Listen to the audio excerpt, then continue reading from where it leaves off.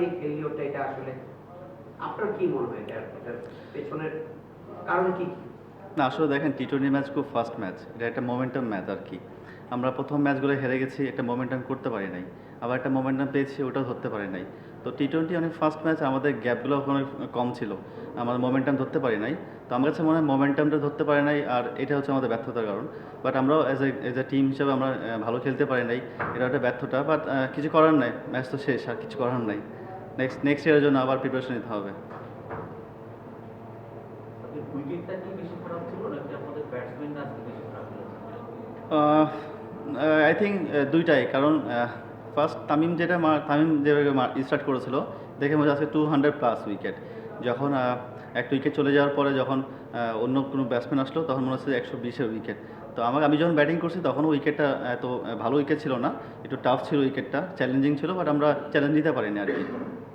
আমি আপনাদের টিমের ক্যাপ্টেনের এগেইনস্ট একটা এলিগেশন আসছে যে ফিক্সিং এর সাথে বা অন্যান্য একটা এলিগেশন আসা হচ্ছে, বা আপনাদের কাছে কোনো তথ্য আছে কিনা বা মাঠ থেকে আপনার এমন কোনো কিছু মনে হয়েছে কিনা যে ডিটেকশন দিব? না দেখেন, এটা আউটসাইড কথা, আর এটা আউটসাইড একটা বিষয়। এটা নিয়ে আমাদের কিছু বলারও নাই, আর এটা ধরেন আমাদের বলার কোনো বিষয় না। তো এটা আসলে বিসিবি যারা আছেন কর্মকর্তারা, তারা এটা হ্যান্ডেল করতেছে, এবং ইনশাল্লাহ এটা হয়তো বা সব ওরা সব কিছু হ্যান্ডেল করতেছে আর কি। সাবির একদম মানে বলা চলে টেবিলের ৬ আপনারা শেষ করলেন, খুব একটা ভালো হয়নি, কিন্তু ওভারঅল যদি বলি প্রাপ্তির দিকটা কি, আপনি যদি আপনার দিকটা বলেন। আহ, আমার দিকে আমি অ্যাজ এ প্লেয়ার আমি লাস্ট ইয়ার বিপিএল খেলি নাই, এবছর বিপিএল খেলার সুযোগ পেয়েছি। থ্যাঙ্কস টু ঢাকা ক্যাপিটালস ম্যানেজমেন্টকে আমাকে পিক করার জন্য এবং অপরচুনিটি দেওয়ার জন্য। এটা আমার কাছে একটা পজিটিভ সাইন ছিল আমার জন্য, যে কামব্যাক করা ছিল, যেটা আমি খেলার সুযোগ পেয়েছি বিপিএলটা। অ্যাট দ্য সেম টাইম আমাদের টিম 6 নম্বর শেষ করেছি। ম্যাচ তাহলে তো 6-7-এই থাকবো, লাস্ট আর কোনো টিম নাই। তো হোপফুলি ইনশাল্লাহ নেক্সট ইয়ারের জন্য আবার প্রিপারেশন নিয়ে আবার কামব্যাক করার চেষ্টা করবো সবাই।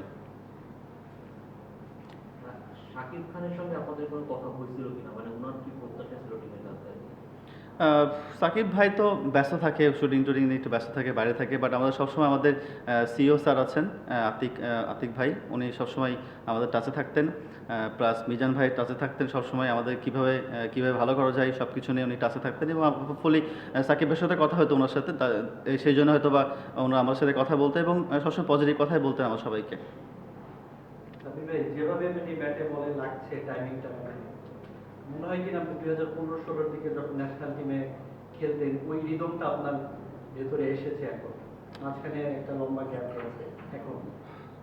হ্যাঁ, বলতে পারেন। আমি এখন যে কনফিডেন্ট আছি, বা হয়তো বা আমি আগে বলেছি যে আমি ভালো প্র্যাকটিস করেছি আমার নিজের শহরে। প্র্যাকটিসটা আমার খুব কনফিডেন্স বিল্ড আপ করেছে আমার জন্য। At the same time match খেলার সুযোগ পেয়েছি, 9টা ম্যাচ। জানি না কতটুকু করতে পেরেছি, বা চেষ্টা করছি টিমের সাথে খেলার জন্য এবং আমার যেটা পারফর্ম বের করার জন্য। তো আলহামদুলিল্লাহ এখন পর্যন্ত ঠিক আছে। যে কটা ব্যাটিং করেছি আমার কাছে মনে হচ্ছে আমি খুব কমফোর্টেবল ব্যাটিং করেছি। 2015-16 যেটা বললেন যে হ্যাঁ ওইরকম একটা মনে হচ্ছিলো, বাট আমার কাছে মনে হচ্ছে আমি এই সিজনটা খুব ভালো ব্যাটিং এনজয় করেছি আমি খুব টুর্নামেন্টটা। সাব্বির, আপনার যদি স্পেসিফিক কোনো টার্গেট থাকে ন্যাশনাল টিমকে নিয়ে, সেটা কি টি-20 নাকি ওয়ানডে? প্ল্যান তো আসলে ভাই, আমি তো টি-টোয়েন্টি প্লেয়ার আসলে। যদি আপনি আমাকে দেখেন, আমি 6-7 নাম্বারে খেলি ওয়ানডেতে, ওখানে 10 ওভার পাই। টি-টোয়েন্টিতেও আমি নাম্বার 3-এ ব্যাটিং করতাম, ওখানেও আমি প্লাস 20 ওভারই পেতাম। তো ওভারঅল আমি যদি যেখানে আমাকে টিম ম্যানেজমেন্ট যেখানে দিবে এবং আমার যে প্ল্যান অনুযায়ী যে খেলতেছি, আমি যদি চেষ্টা করবো, আমি এখন বিপিএলটা ভালো খেললাম, তো জানি না নেক্সট কী হবে আমার, বাট আমি চেষ্টা করবো এই প্র্যাকটিসে ধরে রাখার জন্য, এবং অবশ্যই প্ল্যান তো ন্যাশনাল টিমে খেলার জন্যই। আপনি যে সম্ভাবনা নিয়ে ন্যাশনাল ইন্টারন্যাশনাল ক্রিকেটে আসছিলেন, মানে ওই জায়গাটাতে আপনার মতো একজনকে বাংলাদেশ টিমে দরকার ছিল, এবং আপনি এটা অনেক ম্যাচে দেখিয়েছেন। আপনার সেই পারফরমেন্স, আপনার বিশেষ করে ব্যাটিং এবং ফিল্ডিং অ্যাবিলিটি দিয়ে আপনি ন্যাশনাল টিম অনেক কিছু দিতে পারতেন। এবং এই মুহূর্তে আমাদের ন্যাশনাল টিম যে জায়গায় আছে, মানে সিনিয়র ক্রিকেটাররা চলে যাচ্ছেন, একটা গ্যাপ আছে, অভিজ্ঞতার গ্যাপ আছে। আপনার কি কখনো মনে হয় যে আপনি কিছুটা হলেও নিজেকে অপচয় করেছেন?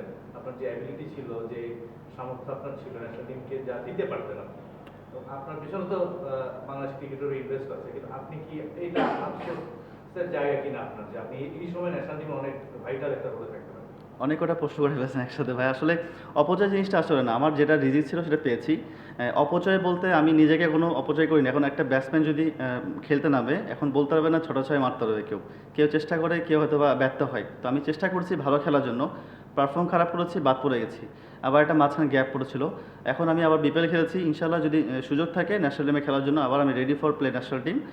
চেষ্টা করবো ভালো খেলার জন্য, যেটা সুযোগ হলে কাজে লাগার জন্য। এছাড়া কোনো কাজ আমার নাই। আর নেক্সট যেটা আমার কাজ, যেটা প্র্যাকটিস করা ভালো মতো, নিজেকে সময় দেওয়া আর নিজে ভালো প্রস্তুত হওয়া নিজের জন্য। ঠিক আছে, থ্যাংক ইউ। থ্যাংক ইউ ভাইয়া, ভালো থাকেন।